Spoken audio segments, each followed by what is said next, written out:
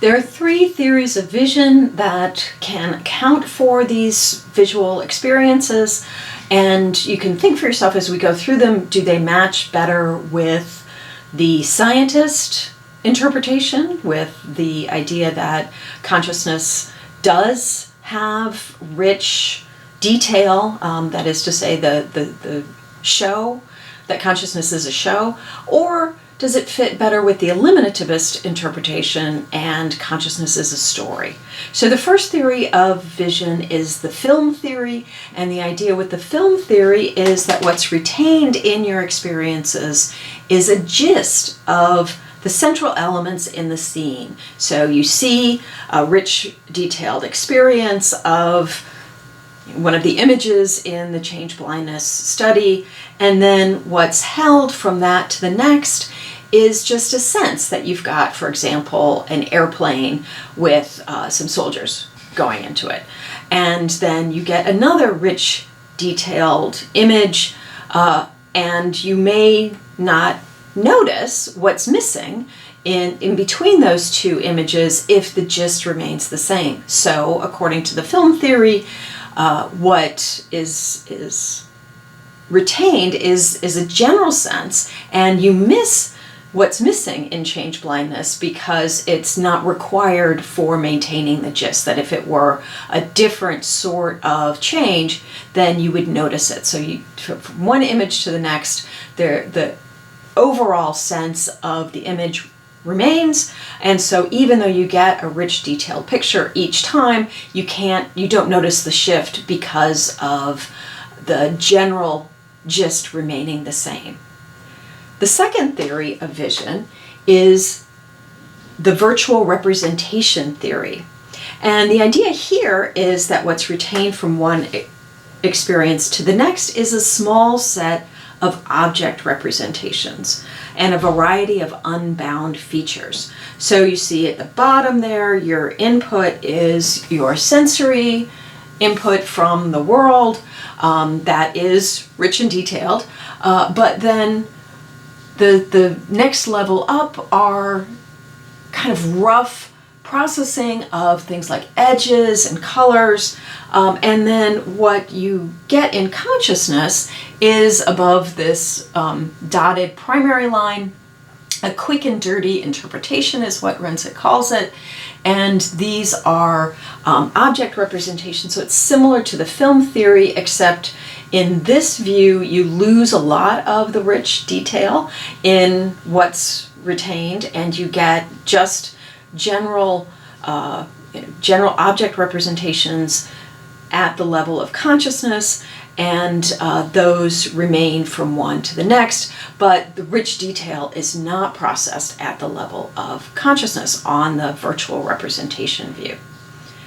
The third theory is the sensory motor theory, and what's retained here is a repertoire of skills for interacting with the world. So on this view, you don't have any rich detail at all. What you have is a way of interacting with the world that is critical to how you're processing visual information. So you have what's known as sensory motor contingencies within different sensory domains, your vision, your audit, your hearing, your smell, and these are dependent on different physical conditions. So according to the sensory motor theory, when you're seeing the many Marilyns or the blind spot, what it is to see them is to have the skill to interact with them in your environment. That you go in, and if you need to do something with respect to the Marilyns, you would know how to do it. You would be able to you would have the skills to be able to anticipate how the world is going to respond to your various actions, and the visual information gives you that ability. Evidence that vision is a skill comes from studies with people looking at images of occluded objects. So on the diagram to the left, you see the garbage cans are partly cut off on either side, and when you ask subjects to draw those garbage cans, they draw whole garbage cans. And if you pull back your lens a little bit in the photograph, as in the right diagram, then not only do you get the whole garbage cans, but you also get the house as completed. So the argument here is that what we experience in vision and what we remember then in drawing later is a sense of all of the things that are available for us to interact with. So we don't experience behind us because that's not something that we would or could interact with visually. We'd have to turn around to be able to have skills to interact with the world behind us, but we do have a sense of whole objects that are in front of us. And this is the idea that vision is a skill and not an internal experience in the way that the film theory or even the virtual representation theory would suggest. So those are three different theories of vision. Again, think about which ones they support in terms of responses to the hard problem. Are they scientist explanations, or do they fit more with the eliminativist? Do any of them fit with the dualist? Can a dualist adopt any of these three theories of visual experience? Thinking also then about intuition, the chapter begins with the discussion of intuition. Here you have a similar sort of phenomenon where we have a sense, conscious experience gives us a sense of a kind of supernatural experience of knowing. And in intuition, we might think, oh yes, we have some knowledge from some other realm that informs our judgment in this kind of case.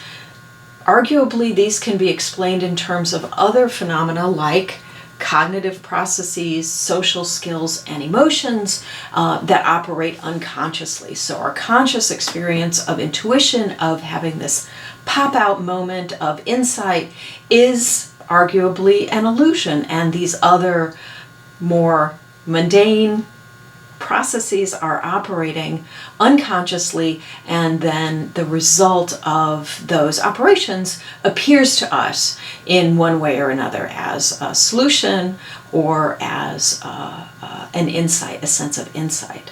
So again, think for yourself whether you think that these sorts of processes are operable in your intuition. Related kind of phenomena is the phenomena of flow, where your conscious experience provides you a sense that time is lost.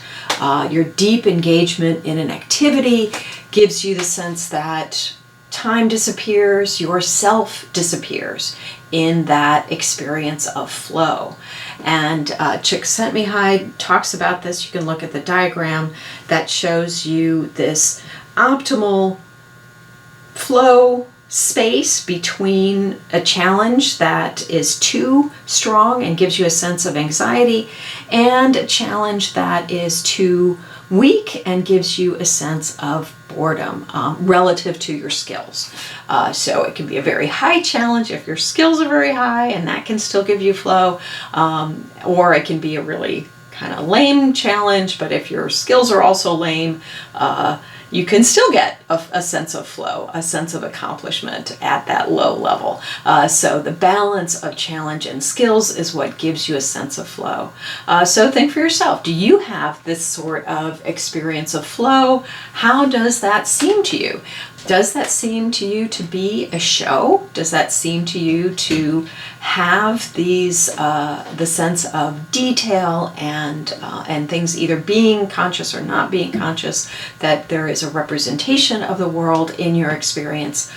Or do you feel like it really is just a story that the experience of flow isn't conscious in that rich representational sense, but it's just a story that you accomplish your activity that you're engaging in, and when you get to the end of that activity, then you say, oh yeah, time was lost, my sense of self was lost, but I accomplished this task, and it's more of a description of the events that happened rather than an ongoing sense of experience of flow.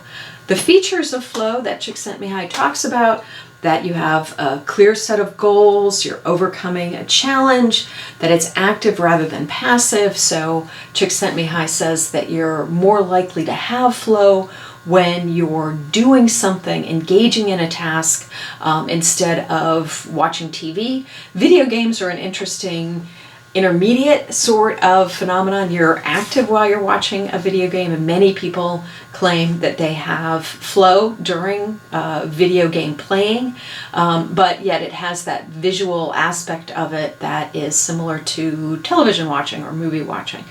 So think about those different activities and whether you experience flow in them.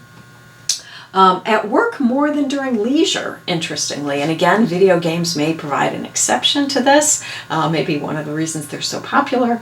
But you are less likely to have flow when you're lying around on the beach or sitting and watching TV or something of that nature.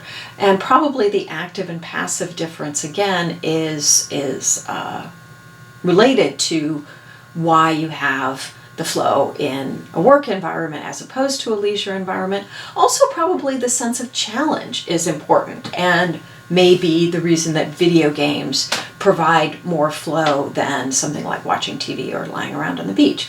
That having that challenge is important. Having skills is important to the sense of flow. Also, thinking about sports. People often have sense of flow in sports or playing a musical instrument. Again, you have the challenge, you have the skills that are involved in those kinds of activities. Flow also is more likely to happen with other people in a social kind of environment, and involves a control of attention. And attention is one of those features that we'll be thinking about, especially with the Sachs stories that we talk about in class. What is the role of attention in flow? What is the role of attention in change blindness and in the blind spot or the many Marilyns? How does attention relate to consciousness in terms of explaining some of these phenomena? So when you attend to something, you're focusing on it, you're selecting some information and leaving out other information. Already that language is interesting. What is being selected for what, and what is being left out relative to what? So think about attention processes as you're looking at these different phenomena and trying to come up with an explanation of them.